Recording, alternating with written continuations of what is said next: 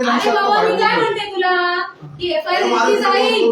तुम्हाला काय म्हणते मी काय म्हणते तुम्हाला ठीक आहे तुम्हाला काय म्हणते मी तुमची एफआयआर घेतली जाईल. ज्या पोलीस स्टेशनच्या आधी गुन्हा झालाय ते लगतचं पोलीस स्टेशन आहे. तुम्ही लगतच्या पोलीस स्टेशनला जा आणि गुन्हा नोंद करा.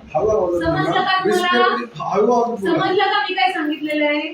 नाही पण आधी थोडे बोलू नका मॅडम. रेकॉर्डिंग केलं ऐकून घ्या. नाही आधी थोडे नका बोलू मॅडम. ते मी त्यांना तुम्हाला म्हणलंय मी त्यांना अजूनही कशाला शब्दात पकडता हो? हे लाईव्ह करून फेसबुक लाईव्ह करून आपल्याला नाही मॅडम कशासाठी तुम्ही शब्दात पकडता? शब्दाचा विषय नाही.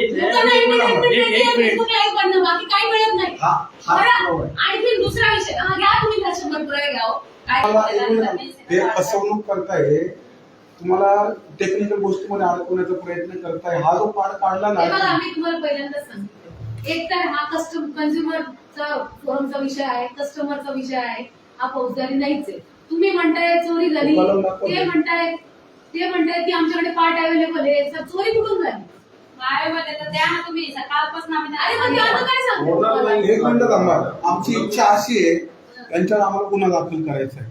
तुमची परवानगी आहे? मी जे बोलतोय काय कसला गुन्हा दाखल करायचा? यांच्यावर 303 अंतर्गत यांच्यावर आम्हाला चोरीचा गुन्हा दाखल करायचा आहे. मालकाची परवानगी न घेता, यांची परवानगी न घेता गाडीतली वस्तू यांनी काढली. त्यांच्या गोडाऊन, गाडी कुठल्या गोडाऊनला लावली? त्यांच्या गोडाऊन. तुमचं गोडाऊन कुठे आहे? सातपूर पोलीस स्टेशनला जायचं, तिथं गुन्हा नोंद करायचा. नाही, आम्ही गाडी इथे दिली. इथे गोडाऊन, या आधी गोडाऊन शोरूम आधी दिली. ठीक आहे, तुमचं हे स्टेटमेंट तुम्ही तर द्या.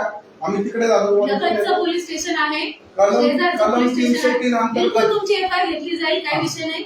हा फौजदारी गुन्हा आहे. 3 वकिलांशी बाबा मी काय म्हणते तुला की एफआयआर घेतली जाईल. तुम्हाला काय म्हणते मी काय म्हणते तुम्हाला